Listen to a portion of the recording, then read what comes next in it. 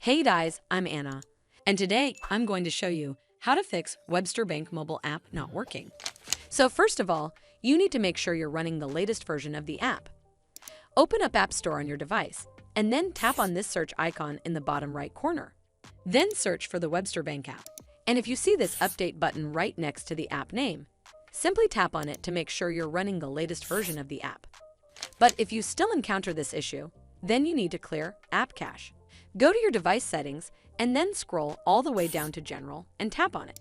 Then tap on iPhone Storage. From here, search for the Webster Bank app and then tap on it. Once you're on this screen, you need to tap on Offload App. Tap again to confirm. It'll take a bit for processing, and then a Reinstall button will show up. Simply tap on it to reinstall the app. This should fix the issue, but if it doesn't, then you need to completely reinstall the app. Follow the on-screen instructions to navigate all the way to the app page. Once you're on this screen, tap on Delete App to uninstall the app from your device.